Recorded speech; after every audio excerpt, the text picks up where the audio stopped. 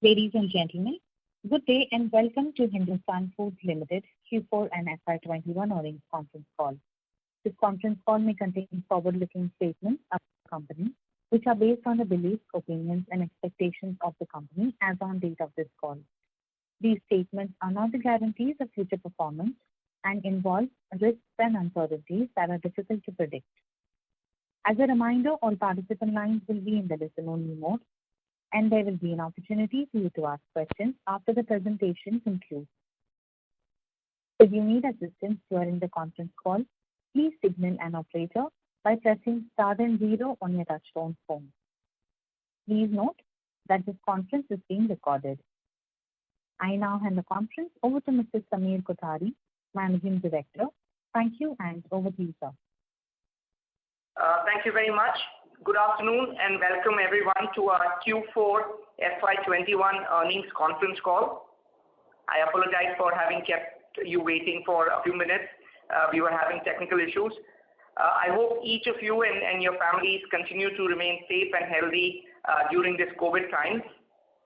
I'm joined on the call with Ganesh Argekar, who is the Executive Director on the board, Mayank Samdani, who is our Group CFO, Vicky Solanki, who is our Head of Corporate Communications, and SGA, who are our Investor Relations Advisors. I hope everyone has had the chance to go through our updated investor presentation, which was uploaded on the exchange and as well on our company website. Coming to the financial performance of our company, we had a record year and a quarter with the highest turnover, the highest EBITDA, and the highest PAT in the history of the company. However, the second wave has had a major sobering effect on our exuberance. The loss of life and the suffering has been a reality check, and while the company and its operations have not been affected, it has made us far more circumspect than what we were earlier. While the FMCG demand continued to be resilient throughout the pandemic, the effects of the spread of COVID into the rural areas needs to be seen. With the abatement of the second wave and the expectation of normal monsoon, we believe that the FMCG industry should escape unscathed. Like a lot more intelligent people than me have recommended recently, I am hopeful that the government will take steps to stimulate demand in the rural areas by announcing some fiscal stimulus. In the meantime, coming to Hindustan Foods specifically, all our factories continue to produce at optimal capacity utilization, and we are taking all adequate precautions to maintain the safety and health of our team members. In terms of a medium-term view, I have mentioned before that this disruption caused by the pandemic will only help the concept of contract manufacturing in the FMCG industry. And we continue to remain optimistic about this and about the long-term potential of the industry. Based on this optimism, we have and continue to put our money where our mouth is. I am pleased to inform you that both the new factories in Silvassa have started production, and we expect them to completely ramp up in this quarter. In terms of the new projects in UP and Hyderabad, we have unfortunately been hit by the localized lockdowns and more specifically by the unavailability of steel in the last month or so. Our teams are working hard to ensure that we will meet the project deadlines in spite of all these hardships, and we are hoping that normalcy will return soon enough, not causing any serious delay to the projects. In terms of misses, the jinx with our beverage foray continues, and in this quarter, which was the peak summer season, unfortunately, the entire season has been washed out. We had a full order book for our beverage factory this year, like last year, but unfortunately, we've not been able to produce to the full capacity. In order to hedge this risk, we have now started working on a personal care and a home care facility to be set up in the same campus. We are confident that with this new facility, we will be able to de-risk the beverage business, especially the seasonality of that. Another casualty of the COVID restrictions has been our merger application, which was passed nearly 6 months ago. I'm pleased to inform you that we have finally started seeing some light at the end of the tunnel, and Mayank will share some details on the merger of our beverage plant in Mysuru and the malt beverages factory in Coimbatore. Lastly, I just wanted to touch upon some of our long-term plans. We continue to remain as optimistic and aggressive about our growth plans as we were a few years ago when the company's turnover was 20 crores. We are confident that we should be able to hit our goal of 2,000 crores in this financial year and are working hard to set our goals for the next few years. We had actually promised in our last call to give guidance about what we are looking for in the next few years. But this second wave is a symbolic of the phrase which I have come to love in the last few months. The phrase is, if you want to make God laugh, tell him your plans. COVID and the pandemic has upended the plans for all of us. Having said that, we will come back to you next quarter with some more clarity on our future plans and our future goals, as we expect the haze around the COVID second wave to reduce in the next couple of months. I will now hand over the call to Mayank Samdani, our Group CFO, to take you through the financial results of the quarter and the full year ended March 31, 2021. Hello. Good afternoon, everybody. This is Mayank here. I will get you through the financial results for the quarter and the full year. First, we talk about the quarterly performance of Q4 FY21. We are happy to share that the growth momentum in the business is on track to our guidance in spite of some of the hiccups caused by the pandemic. Our total revenue for the quarter grew by 95% year on year and stood at 483 crores, which is nearly about what the guidance we have given. This was on the back of the ramping up of the Hyderabad factory, startup of the Silvassa unit, and continued increase in the raw material and the packing material prices, which were passed on to our customers.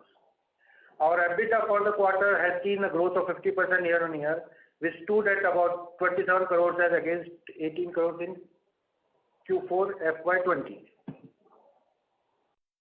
Our PAT has registered a growth of 95% year on year, which stood at around 11 crores as against 7 crores in Q4 FY20. Now, if we talk about the performance for full year 21, our total revenue has registered 80% year-on-year growth for FY21 and it stood at around 1390 crores as against 770 crores in FY20. As compared to the last year, the company sales increased due to ramping up of Coimbatore facility, Hyderabad facility and Silvassa facility and the inflationary effect of the input prices in last 2 quarters. Our EBITDA for FY21 has seen the growth of 51% year-on-year, which stood at about 86 crores. While we are able to protect our EBITDA from the increased RMPM prices, raw material packing material prices, by passing on the same to the customer, it did affect our margins. However, the operational leverage benefits due to the ramping up of the factories helps in shoring up the PBT and PAT margins. Our PAT margin has registered a growth of 60% year-on-year, which stood at around 36 crores as against 23 crores in FY20. PAT of FY21 includes benefits from reversal of the excess provision of tax for the year 1920 in tune of 3.8 crores. The same has been adjusted after the filing of the returns. The strong business performance was well supported by strong operating cash flows, which grew by more than 4 times to approximately 74 crores. This was due to the strong operating performance led by optimal management of working capital. Our net worth for the FY21 stood at around 224 crores. During the year, we have focused on sweating our existing facilities, which has helped us to improve our net fixed asset turnover to more than 5 times. This has led to an improvement on return on capital employed as on 31st stood at around 19%. However, we are confident to improve this return on capital employed further. The factors that give us such confidence is that this was achieved in a year where our first quarter earnings were hit by COVID, and also in an year where large part of our capex is yet to deliver at its full capacity due to rather of the ramping up process, or it is not being capitalized still. As Samir mentioned in the speech, we have been constantly investing in capex. Company has invested nearly 200 crores in last 2 years. In addition, We are expecting to invest additional around 200 crores in next 1 year for manufacturing of personal and home care products and the food and beverages products. Despite consistently investing in our capex, our debt to equity ratio stood at 0.97% for 31st March 2021. In this low interest regime, we will continue to use debt to fund our expansion while being completely aware of our responsibility towards maintaining the proper mix of debt and equity. With this, I would like to open the floor for the questions.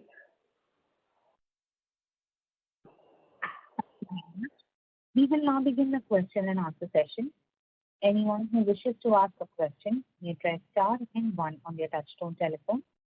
If you wish to remove yourself from the question queue, you may press star and 2. Participants are requested to use handsets while asking a question. Ladies and gentlemen, we will wait for a moment while the question queue assembles.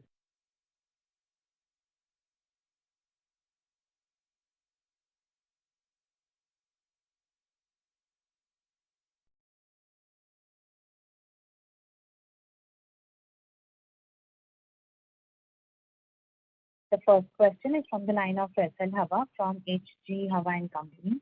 Please go ahead. Hi, Samir. Congrats for a good set of numbers and almost reaching the target, at least on a quarterly run rate basis. My question is that can you give an example of around 3 capex decisions that you have refused over the past 1 year?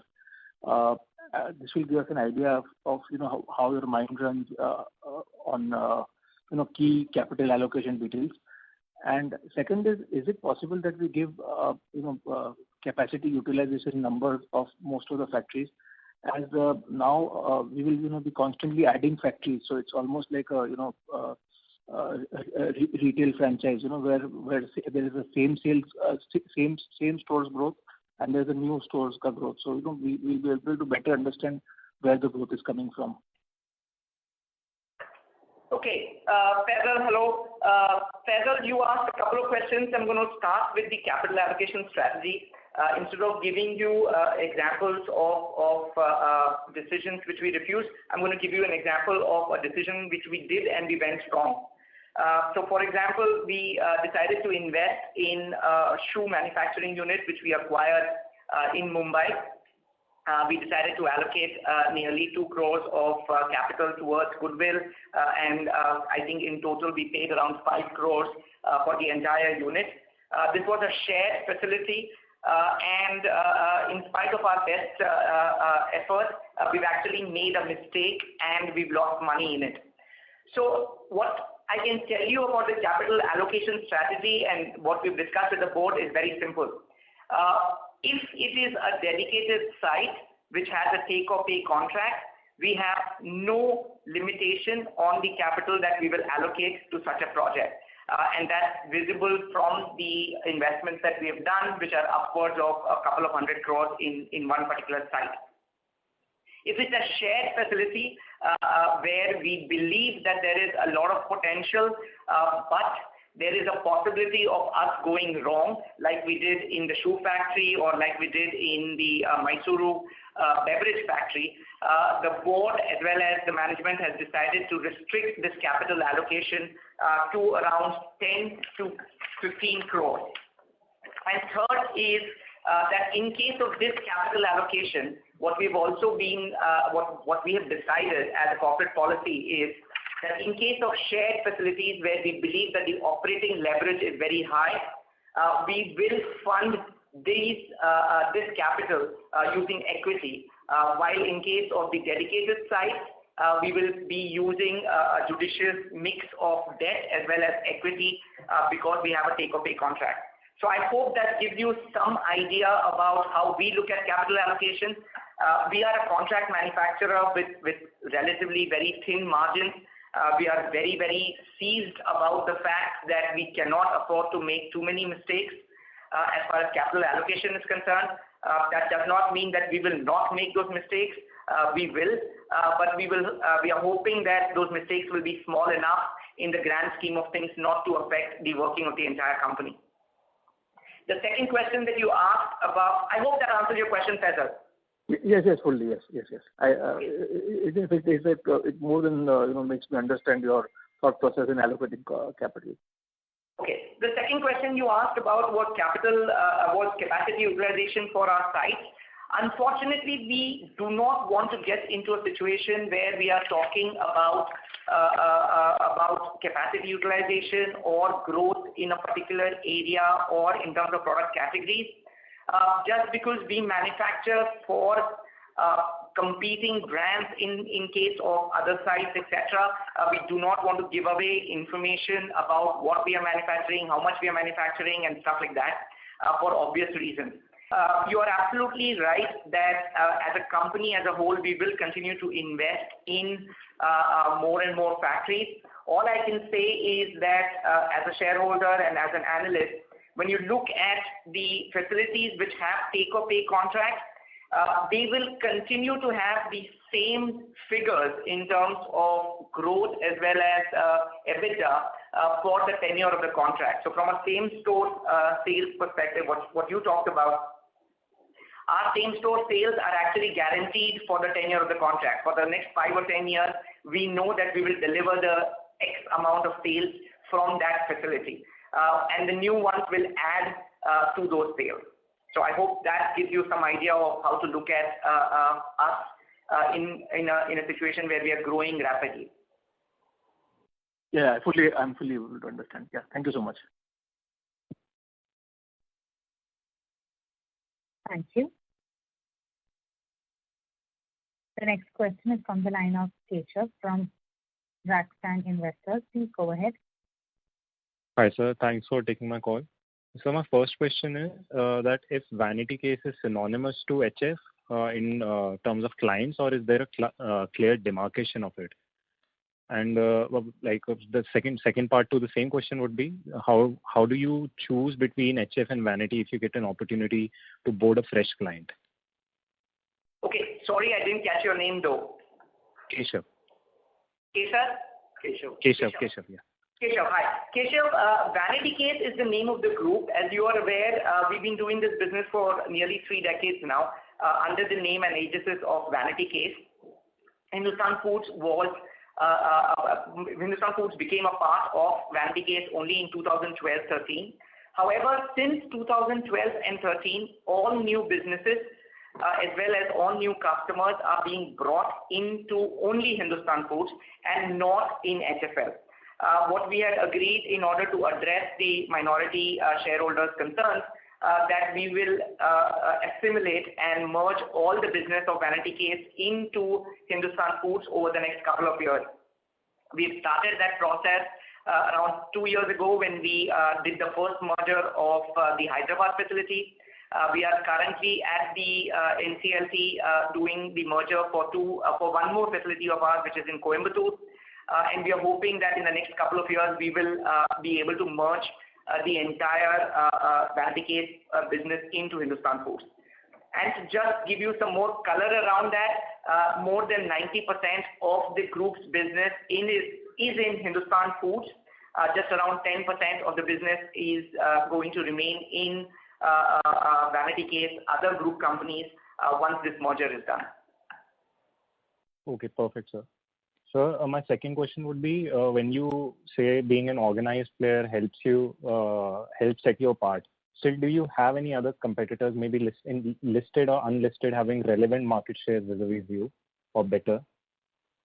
So I'm hoping not better, Keshav. I'm hoping we are the best, but you're right. Obviously, we have a lot of competition, right? And I've tried to address this before, that we have competition from regional players, people who are very well entrenched in a particular region. So when we go to a place like UP and we compete with someone who's been in UP, who has the experience of running factories in UP, etc. We also have competition from domain experts. So when we decide to get into a beverage factory, or we decide to get into an ice cream factory, or we decide to get into a home care facility, we compete with people who've been manufacturing ice creams for all their life, who've been manufacturing beverages for all their life, etc. The aspect which sets us apart is that one, we are agnostic about the product. you would have noticed that just in this quarter, we've actually started manufacturing knitted shoes, which is sports shoes, which is a completely new product category for us. We are completely agnostic as far as product is concerned. We are agnostic as far as geography is concerned. This is our first venture in UP, which we've announced a couple of quarters ago, and we're hoping that we'll be able to start production sometime in this financial year. So we are agnostic about product category, we are agnostic about location, and we have a very clear idea, or rather a mandate from our board, that we ought to diversify our customer base enough that we are not dependent on any single customer. Right? Okay, so I think that's what sets us apart from our competition, because you have a lot of players who focus on a particular geography, or focus on a particular product, or focus on a particular customer. Yeah, sir, I was actually about to ask that in follow-up only, that is your ability to handle a diversified portfolio your moat, but you clearly mentioned it before that only. So can I ask another one, very quick question? Of course, Am I allowed to sure. ask? Yeah. So sir, a typical long-term contract for you is 5 to 10 year timeline, right? Yes. So sir, under what conditions would these contracts be scrapped before the timeline, or has such a situation occurred in the past?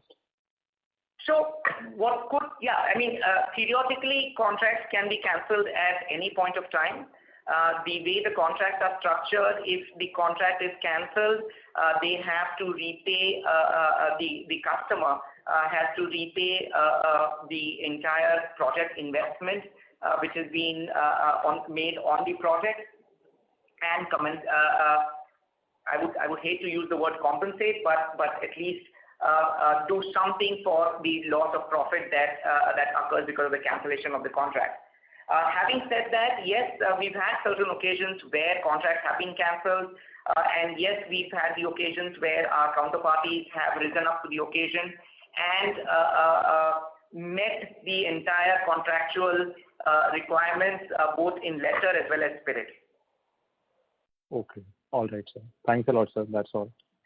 Sure. Thank you. A reminder to the participants, anyone who wishes to ask a question, you press star and 1 now. The next question is from the line of Akash Zaveri from Perpetual Investment Advisors. Please go ahead. Hi, Mr. Kothari, and congratulations for an amazing quarter and a wonderful year. Also, just wanted to know, if you're in discussion for any investment related to the PLI scheme? Akash, the PLI rule. So the PLI scheme was announced a couple of months ago. The rules have actually come in just about a couple of weeks ago, or maybe 3 weeks ago.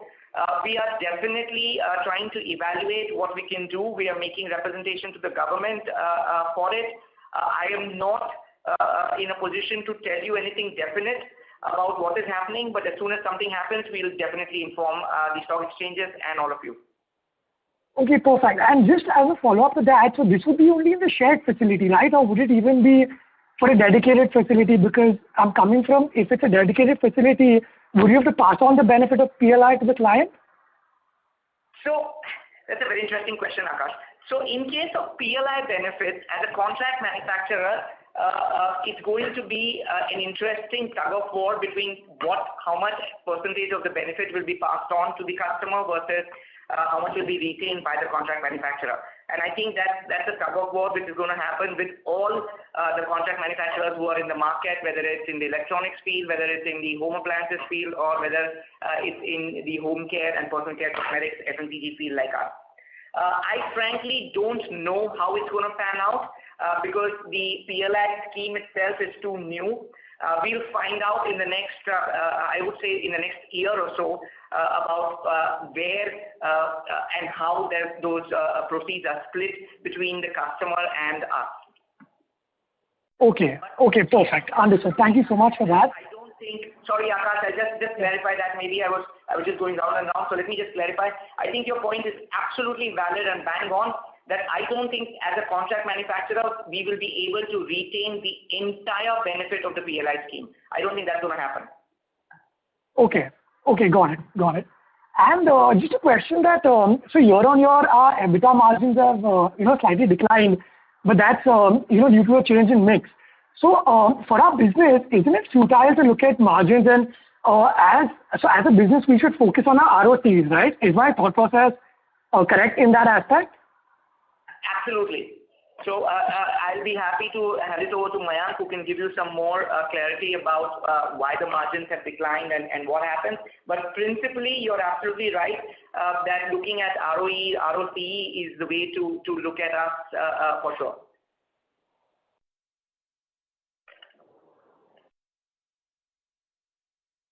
Akash, did you need any more color on the margin profile? I'll be happy to ask Mayank to give you some color around it. No, I'm fine. Perfect. Yeah, that's perfect. If ma'am could just say that, yeah. Yeah. So Akash, yes, you are absolutely correct that our EBITDA margins have decreased, but this is majorly because of the change in raw material and packaging material prices, which we have passed on to the customer, but due to the sales percentage on sales, it goes down. And also the mix is also as you have rightly mentioned. But we are sure that we will continue to be in range of 5.5 to 6.5% of EBITDA margin going forward also. Okay, perfect. And just a follow-up question on that. So, is there any kind of automation or cost efficiency capital expenditure that will help us improve our ROCEs going ahead? No, you have to say that again, Akash. You said automation will help us improve our ROCE. Yeah, so I'm asking that is it possible for us to take on any automation or cost efficiency capital expenditure which will help us improve our ROCEs going ahead? So that's a continuous process, right? So we are as brick and mortar as you can get. So we're doing manufacturing. So any cost saving proposal, anything which reduces labor cost, anything where we can do some automation and do a cost benefit analysis and see if the amount of investment in the automation is repaid within a couple of years, will definitely add to the ROCE. Absolutely. Okay, perfect. And if it's fine, I just want to squeeze in another question.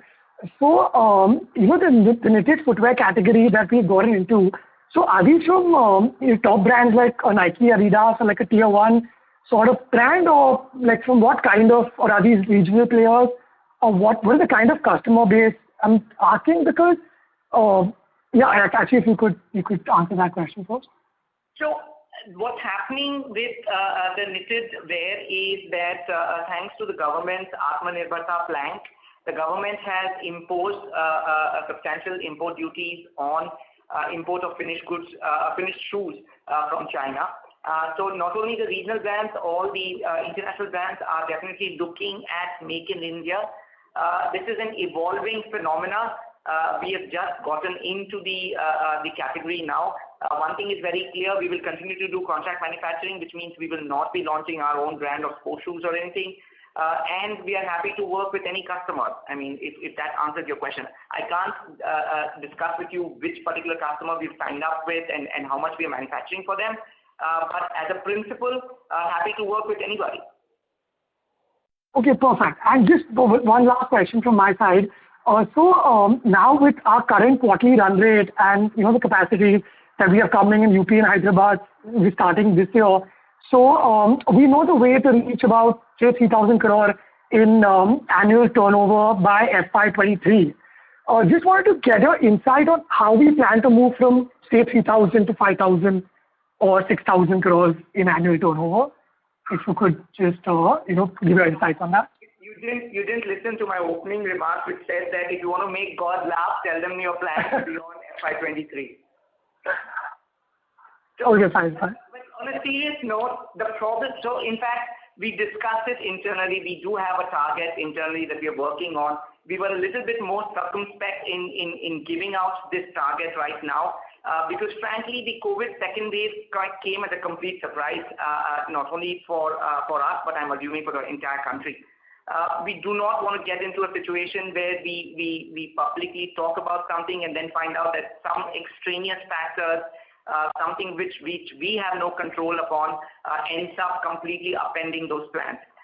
We will definitely, by the middle of this financial year, which means next quarter, hopefully in the next investor call that we attend, we should be able to give you some more clarity on our numbers going ahead. Okay, perfect. That's it from my side. Thank you so much. All the best, and please continue the amazing work you're doing. Thank you. Thank you, Akash. Thank you. We would request the participants to please press star and 1 to ask a question. The next question is from the line of Shubham Raj Kiria from West Ridge Capital. Please go.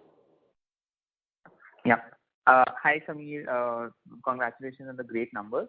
Just one question, building on the margins front, we have seen some decline in gross margins as well as EBITDA margins even quarter on quarter. If you could maybe help understand what has changed in this quarter, especially on the gross margins front. Okay. Hi, Shubham. Shubham, so like Mayank was trying to explain to Akash, so there has been some crazy inflation in a lot of raw material plus packing material prices in the last 2 quarters. What it ends up happening is, since our business model is that we pass on those costs to the customer, it results in an increase in sales and which results in an increase in denominator. So just if you look at mathematically, our margin percentage would go down in case that there's an inflation, we're just passing on the cost to the customer. In addition to that, and this is what I'm talking about for the last couple of quarters. If I look at it over the last 2 years, I think the product mix and the business mix has changed completely. I would not say completely, but rapidly or significantly. A large part of our business in a couple of years ago was shared manufacturing. The shoe business, the leather business contributed to a large part of our business. Where the margins are far more healthier than, and when I talk about margins, I'm talking about gross margins based on sales as a denominator. So the margins are far more healthier in case of a shared facility. They get far more thinner in case of dedicated facilities. And what you're seeing is a mix of both, which is change in the product mix, change in the business, and also inflation. However, as a company, we spoke to somebody else earlier, we actually focus only on the absolute number of the gross profit and the EBITDA, and we look at how we can control our OPEX, the operational cost. Because for us, looking at sales, frankly, looking at sales as a metric is not the right metric for us. No, thanks, Samir. Thanks for that. And on that note, actually, as you rightly pointed out, that the operating cost has been very, very fairly controlled, and congratulations on that. But just curious, I saw that about other expenses rose sharply this quarter compared to Q3. If you could maybe shed some light there, that what happened there and what do these other expenses contribute? And also on your remark on the shared versus dedicated facilities, if you could help us understand how has growth been in the shared versus dedicated facilities this quarter or year on year? Sure. I'm going to request Mayank to give you the details about the other expenses and the operating margin. So hi, Shubham. So this quarter, all the factories were running at full capacity. So obviously some of the other expenses have increased due to that. But we are definitely controlling all the operating expenses, as Samir told you. So this was the major reason, and the major part of these are testing expenses and other things which rose sharply because of the product mix also. Understood. And Shubham, your second question was? Second question was the percentage of share. Yes, the percentage of share versus dedicated versus shared, and how has growth been in both cases? Yeah, Shubham, given the capital allocation that we are doing, we are investing a substantial amount of money in dedicated facilities. I think for the next couple of years, we will continue to see a disproportionate amount of growth in terms of absolute numbers in case of the dedicated business. The shared facility business for us is doing very well, but given that both as a policy as well as a decision, we are restricting our capital allocation to the shared facility business. frankly, it will get compromised in favor of the dedicated factories. Great. Thank you. Thank you so much. That were my questions. Pleasure. Thank you. We would request the participants to please press star and 1 to ask a question. The next question is from the line of Amit Sodia from World Foods LLP. Please go ahead. Hi, Sameer. I wanted to understand how broad the spectrum of your products is going to be, right? You're now making shoes to ice cream. So is there going to be everything in FMCG that you will make, or you have some dedicated areas? So, Mr. Kedia, we basically said that we are completely agnostic as far as products are concerned. We will restrict our business to FMCG. We don't intend to get into contract manufacturing of phones or contract manufacturing of electrical appliances, etc. But within the FMCG space, frankly, we are open to any kind of product. Like I said, like you rightly said, we're going from ice creams to shoes. We're manufacturing infant food formula. We are manufacturing home cleaners, toilet cleaners. So we are absolutely agnostic as far as the product category is concerned. Okay. And with the pandemic, are you finding some exciting SIG units that you can look at as inorganic acquisitions? Yeah. So we continue to look at M&A as a very important part of our growth strategy, Mr. Kedia. As you would have seen from the history of the company, we have acquired a bunch of companies. You are absolutely right that this current situation is leading to a lot more attractive opportunities being presented to us. I am not in a position to discuss anything in specifics, but in principle, absolutely yes. All right. Thank you. Thanks. Thank you. Anyone who wishes to ask a question may press star and 1. The next question is from the line of Keshav from Raksan Investors. Please go ahead.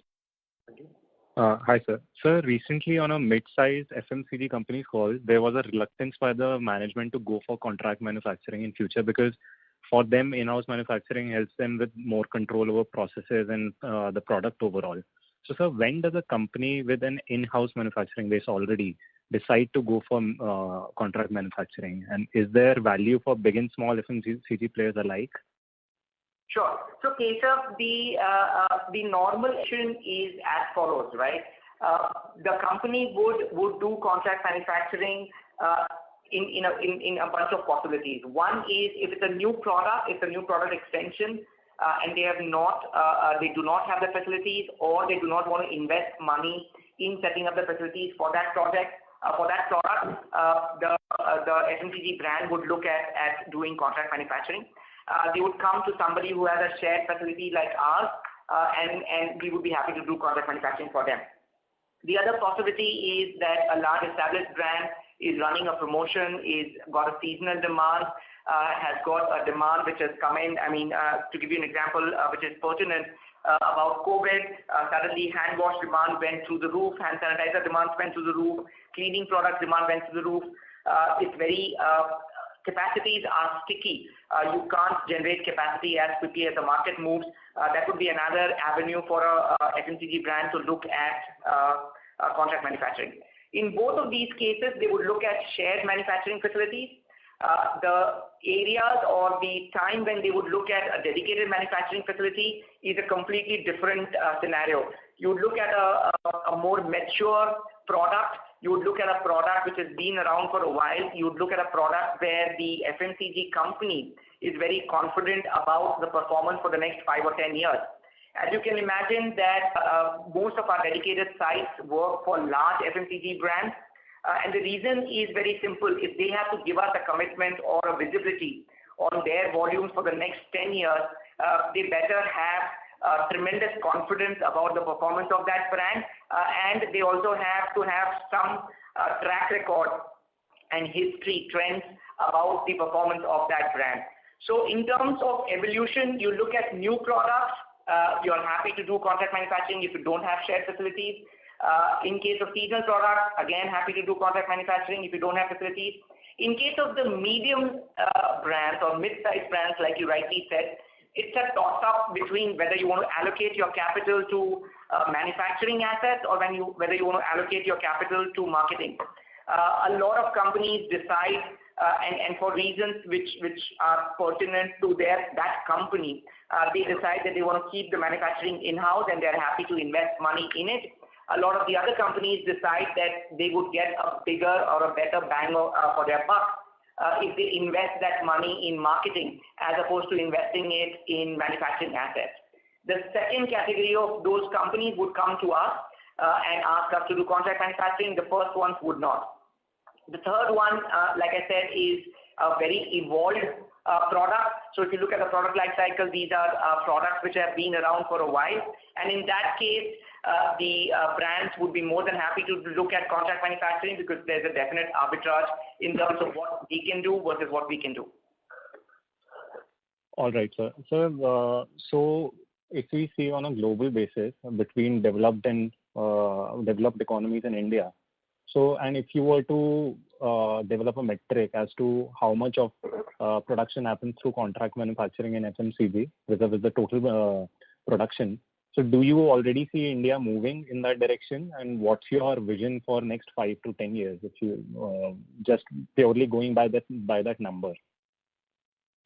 So global comparisons are a little difficult because global comparisons have to do, FMCG especially has to do with consumption.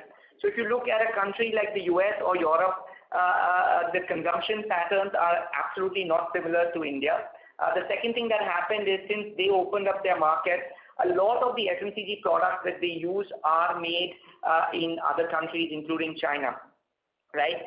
So from a historical perspective, I would be very, very reluctant and I would be averse to draw parallels between what happened in the US or what happened in the Europe as far as contract manufacturing is concerned. The one aspect which is definitely comparable is the evolution of a contract manufacturer in the US or in Europe. What happened there is contract manufacturers grew and after having grown, they got into contract research as well as contract development of products, and then brands basically relied on contract manufacturers to develop new products. A bunch of Italian companies pretty much define everything that is to be done in color cosmetics. They define what are the colors of the season. They define what products will be used. And then all the color cosmetic brands, which includes the L'Oreals and the Unilevers of the world, will basically pick products from these contract manufacturers. I think that's going to be the evolution in India. India, of course, is atypical, as we all know. The taxation system, the entire consumption matrix here with a billion plus population will probably throw up different business models, and I would be very, very averse to comparing it to what's happening in the US or Europe. Got it, sir. Sir, when you sign a new customer and decide to set up a manufacturing facility for them, so who funds the initial capex? Is it completely upfront funded by the client or partly funded and Hindustan Foods bears the cost upfront? So it depends on the contract, right? So if it's a dedicated facility where the customer has a lot of confidence in their brand and are able to give us a guarantee of take or pay, and more importantly, if we have got a tremendous confidence in the customer as a counterparty, we will invest all the money. In case of certain customers where either they are not confident about the product or about the brand, or we are not confident about the counterparty risk, we might ask them to de-risk our investment by either contributing some money or giving us some assets or something like that. Okay, so right now all your dedicated clients are all big companies. So am I right to say that whatever capex has happened on the dedicated side has all been funded by you till now? Yes. Okay. All right, sir. Thanks a lot, sir. That's all from me.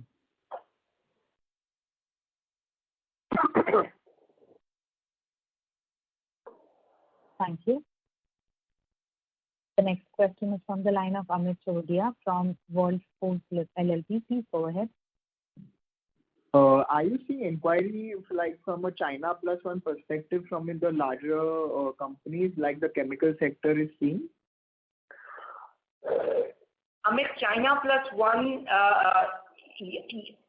okay, so the short answer is yes. The long answer is depends on the products. The short answer is, for example, the knitted shoes example that I gave earlier is definitely business which is moving out from China and going into other countries. The long answer also is that the China Plus One is not going to happen overnight. Just the lack of infrastructure in India as compared to other countries is going to ensure that China Plus One strategy, for it to be really meaningful for any brand owner, is going to take a few years. So what we are hoping is that in the next couple of years, this China Plus One strategy will play out in favor of Indian players. I do not expect it to make a huge difference to any of the Indian players in the FMCG industry in the next year or two. I can't say anything about the chemicals and pharma API manufacturers. All right. And with climate change becoming a major concern, especially in the Western world, are you building processes and factories which are more environmentally sustainable? Is there design? Is that a thought in the design? So absolutely, and not only is it required. I mean, not only is it desired, it's also required. A lot of I'll give you an example of a small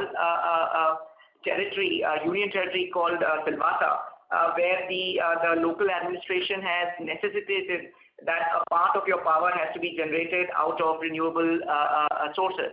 So as a result, I think the government is doing a fantastic job in encouraging sustainability from an environment perspective. There is zero discharge policies in most of the states. We are looking at, in case of our largest facility in Hyderabad, we are trying to become a facility which will take zero water from the ground. We are trying to ensure that all the water requirement comes from above ground sources, and the government is also helping and pushing in achieving this. In addition to that, since most of our customers are multinational companies, they have their own requirements in terms of social compliances, environmental compliances, which we have to cater to. So it's not only that we desire to do it, in most of the factories we are also required to do it. That's great to hear. Thank you. Thank you. The next question is from the line of Chirag Patel, an individual investor. Please go ahead. Hello, sir. I track your company since quite long, and year on year, I very impressed with your performance and the decisions you have taken in the last few years. I just want to understand, like in any stress plant which you acquire for contract manufacturing capacity, what are the key parameters which are common across the plants, which you give more weightage in such a stress acquisition? Sure. So in case of stressed assets, I think the first thing that we would look at is basically the stress, right? I mean, given the fact that the company and the management is extremely focused on ROC and ROEs, the greater the stress, the more attractive the asset is to us. Having said that, what we look at is, in addition to the stress value or the distress value, we would look at whether we would be able to add value to that asset. And again, I would like to draw example of ATC Beverages, which we tried to take over. We were very confident that we'll be able to add value to the business. And frankly, we've done our best. We've actually been able to get customers and we've managed to get the order book to be full for that company, as compared to the fact that for nearly 15 years, they've not been able to get their capacity utilization beyond 30%. We were able to get to a situation where, at least on paper, we were booked for 100% of the capacity. Unfortunately, in both the years, COVID hit. But from a management perspective, I'm extremely pleased that we got an asset which was stressed. We got it at a very good value, and we were able to add substantial value to the business itself. I am quite confident that we should be able to get it up and running as soon as these COVID pandemic restrictions are lifted. And I think we'll be able to create some substantial value out of that asset. Okay. And any threshold which we put before entering into such acquisition contract, like in terms of amount that we don't want to spend beyond this figure for this particular asset or something like that? So that depends on the nature of the business, Shreyans. Like I mentioned earlier when I think Faisal had asked me about the capital allocation strategy, very clearly the board has told us that we would look at a shared facility as long as we are investing between 10 to 15 crores. Anything above that, we would necessarily look at an asset which has a contract or a confirmed business. Whether it is stressed or not, that's irrelevant as far as the capital allocation strategy is concerned. Okay. So we're not going to buy an asset and keep it just because it's available cheap. Okay, got it. And my final question, is there any plan to launch our own brands going forward, moving from contract to our own brand manufacturing stuff? Shreyas, so since you've been following the company for long, I am hoping that you're happy with what we are doing. We have no intentions of getting into brands or changing the focus of the company from a B2B into a B2C company. Okay. And are we is there any plan to help this brands which are associated with us to provide them like supply chain kind of services or to make them their shipment also back end kind of services other than contract manufacturing in the future? Absolutely. So we do private labeling. Ganesh is here with me, and Ganesh can talk about how he helps people with vendor development, etc. I'll just hand it over to Ganesh. Okay. In terms of development of vendors, okay, we have got a full-fledged procurement team from the head office who are in continuous touch with the customer. They also coordinate with the customer's procurement team, and we develop the vendor. So if there is vendor A, we on our own, since we develop vendors and we deal with all the vendors over here in the business, in the industry, we share this knowledge with them. And what we do is that we decide upon a particular rate. That means any cost savings from that vendor would be shared between us and the principal. This is what we do. Okay. So in terms of the help that Ganesh's team offers to brands, Shreyans, we actually also help them with vendor development, design development, packaging development. So because Ganesh's team has so much experience in dealing with various forms of packaging, if a customer or a brand comes to us and says they want to launch a new product, but this is the kind of packaging that they're looking for, which they are not able to get, someone in Ganesh's team helps them connect with the right vendor and so on and so forth. In addition to that, we are in the process of setting up and recruiting people for R&D, where we will start helping people for formulations as well as product development. Okay, nice, and best of luck. Thank you.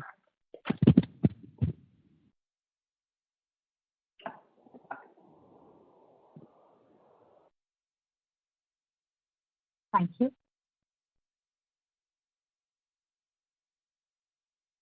The next question is from the line of Rajal Shah from Anasri Securities Limited. Please go ahead. Hi, thank you for the opportunity. Congratulations and team for great numbers. I just have one question, Samir, for you, if you can answer broadly.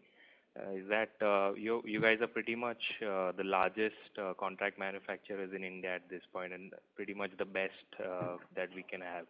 What is something that you look up to? Is my question. Like, is there a benchmark or some competitor that's not in India but a global contract manufacturer that you aspire to match at some point in the future? Thank you. Sure. So Rajan, thank you for your kind words. A large part of our growth as well as our vision has actually been based out of pharmaceutical industry. I think the Indian pharma industry has done a phenomenal job of evolving from a contract manufacturer to a stage where, maybe this is not the right time, but we are effectively the pharmacy of the world.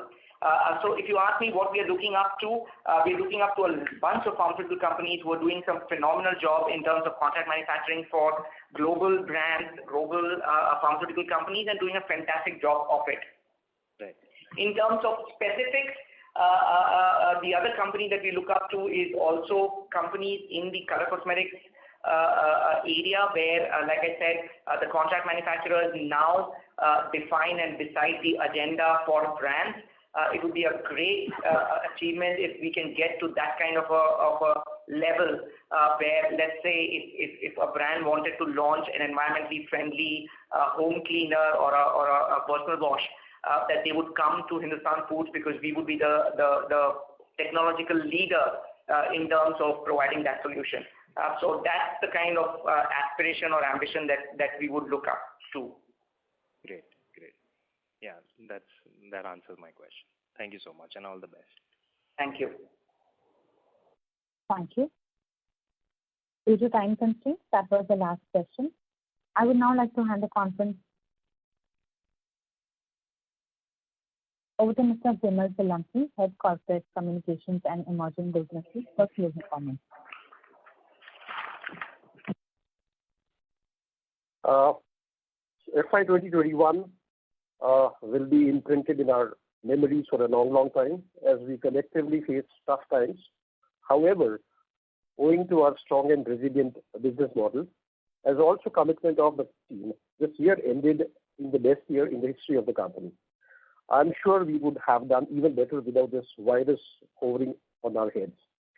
Luckily for us, pandemic or no pandemic, people don't stop drinking tea and coffee or washing their hands and hair and clothes and floors and toilets, or having babies and feeding them baby food. So luckily, the need and demand for contract manufacturing in the FMCG industry has only been growing year on year. We are in continued discussions for new projects with new as well as our existing customers. We are confident we will keep adding new names to our list of customers. We are confident of achieving our goal of revenue of rupees 2,000 crores by FY22. I take this opportunity to thank everyone for taking out time and joining on this call this afternoon. I hope we have been able to address all your queries. For any further information, kindly get in touch with us or SGA, that is Strategic Growth Advisors. We are our investor relations advisors. We hope to see you with better results, better performance next time. Until then, take good care, stay safe. Thank you. Thank you. On behalf of Hindustan Foods Limited, that concludes this conference. Thanks for joining us, and you may now disconnect your line.